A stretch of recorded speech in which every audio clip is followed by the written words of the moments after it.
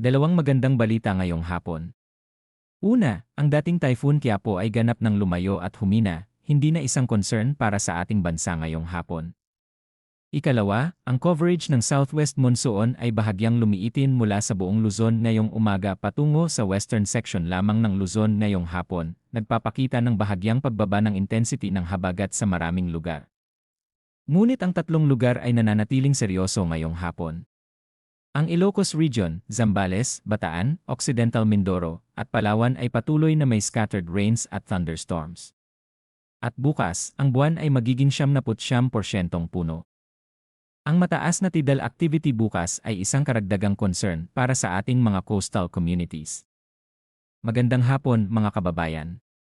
Ito ang inyong 24 oras na pagtataya ng panahon na inilabas ng Pag-asa ngayong alas 4 ng hapon nitong Lunes, ika-27 ng Hulyo 2026. At ngayong hapon, mayroon kaming isang ulat ng isang weather situation na bahagyang nagpapabuti sa maraming lugar, ngunit nananatiling seryoso sa ilang bahagi ng ating bansa. Simulan natin sa pinakabagong sinopsis ng ating panahon ngayong hapon. Ang southwest monsoon o habagat ay kasalukuyang nakakaapekto sa western section ng Luzon ngayong hapon. Pansinin ang makabuluhang pagbabago mula ngayong umaga. Kung ngayong umaga ay ang buong Luzon ang nasa sinopsis ng habagat, ngayong hapon ay ang western section lamang ng Luzon. Ito ay isang positibong pagbabago na nagpapakita ng bahagyang pagbaba ng intensity at coverage ng southwest monsoon sa maraming bahagi ng Luzon ngayong hapon. Ngunit ang western section ng Luzon ay nananatiling nasa malakas na epekto ng habagat ngayong hapon at gabi. Pag-usapan natin ang forecast weather conditions para sa bawat bahagi ng ating bansa ngayong hapon. Para sa Ilocos Region, Zambales, Bataan, Occidental Mindoro, at Palawan, ang mga lugar na ito ay inaasahang makakaranas ng maulap na kalangitan na may nakakalat na ulan at mga kulog-kidlat dahil sa southwest monsoon. Ang posibilidad ng flash floods at landslides ay nananatiling banta dahil sa katamtaman hanggang minsan ay malakas na ulan. Para sa lahat ng mga residente ng Ilocos Region, Zambales, Bataan, Occidental Mindoro, at Palawan, ang mensahe ngayong hapon ay malinaw at seryoso. Ang scattered rains at thunderstorms mula sa habagat ay nagdadala ng tunay na banta ng flash floods at landslides sa inyong lugar ngayong hapon at gabi. Ang lupa sa maraming lugar sa Ilocos Region at Zambales ay maaaring saturated na mula sa maraming araw ng ulan, nagdadala ng mas mataas na risk kahit sa mas magaan na ulan. Para sa Occidental Mindoro at Palawan, ang habagat ay patuloy na nagdadala ng malakas na ulan sa inyong lugar ngayong hapon. Manatiling mapagmatsyag sa buong gabi at huwag mag-atubiling lumipat sa mas ligtas na lugar kung kinakailangan. Para sa Metro Manila, Cordillera Administrative Region, natitirang Mimaropa, Pampanga, Tarlac, Bulacan, Cavite, Laguna, at Batangas. Ang bahagyang maulap hanggang maulap na kalangitan na may mga isolated na rain showers o thunderstorms ay inaasahan dahil sa southwest monsoon. Ang posibilidad ng flash floods at landslides ay nananatiling banta sa panahon ng matinding kulog-kidlat. Para sa Metro Manila, ang pagbaba mula sa scattered rains ngayong umaga patungo sa isolated na thunderstorms ngayong hapon ay isang positibong development. Ngunit ang isolated na thunderstorms mula sa habagat ay hindi nangangahulugang ganap na ligtas. Ang isang matinding localized thunderstorm ay maaaring magdala ng mabilis at malakas na ulan sa isang partikular na lugar sa loob ng maikling panahon. Ang mga lugar na kilala bilang madaling mabaha sa ating lungsod ay dapat pa rin manatiling alerto ngayong hapon at gabi. Para sa Cordillera Administrative Region, ang isolated na thunderstorms ay nagdadala ng patuloy na risk ng landslides sa mga bundok na lugar.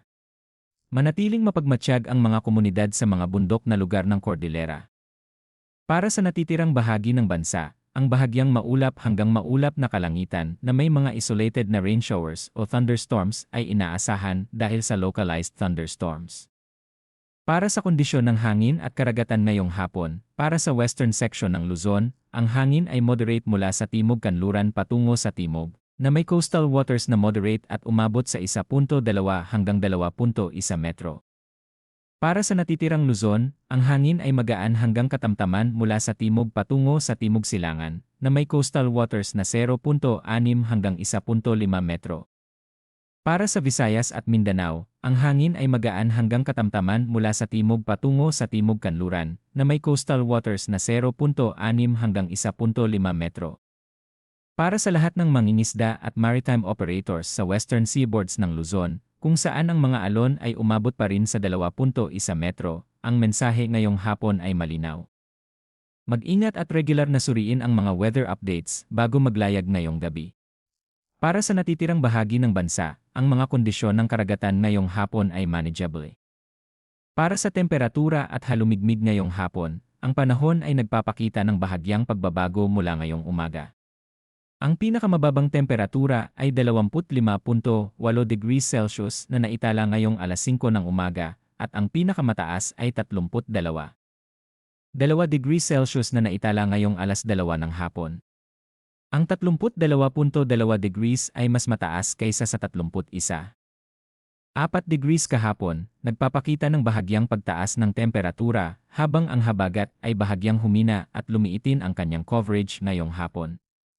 Ang pinakamababang relative humidity ay 63% ngayong alas 2 ng hapon at ang pinakamataas ay 71% ngayong alas 5 ng umaga.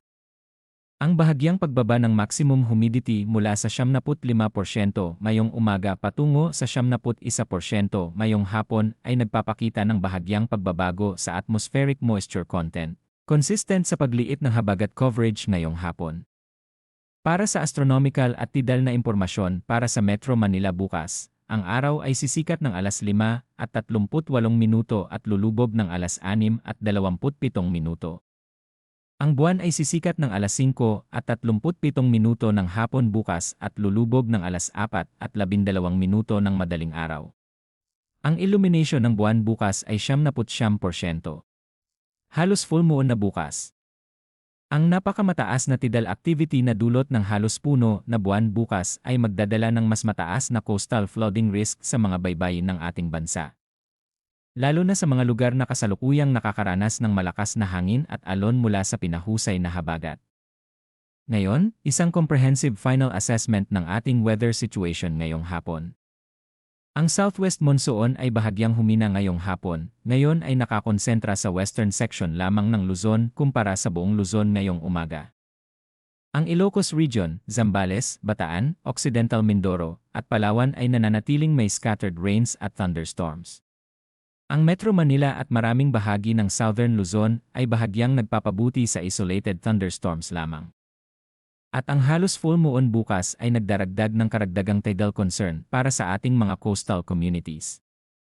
Para sa lahat ng local government units at disaster risk reduction officials sa Ilocos Region, Zambales, Bataan, Occidental Mindoro, Palawan, Metro Manila, at sa buong Luzon, ang mensahe ngayong hapon ay malinaw.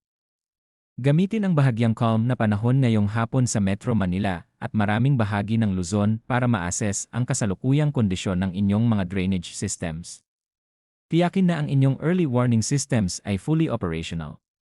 At tiyakin na ang inyong mga coastal communities ay may espesyal na babala tungkol sa mas mataas na tidal activity bukas dahil sa halos full moon. Ang susunod na weather update ay ilalabas bukas ng alas 4 ng umaga. Manatiling ligtas, manatiling handa, at manatiling informed mga kababayan. Ang Quiapo ay wala na. Ang habagat ay bahagyang humina ngayong hapon.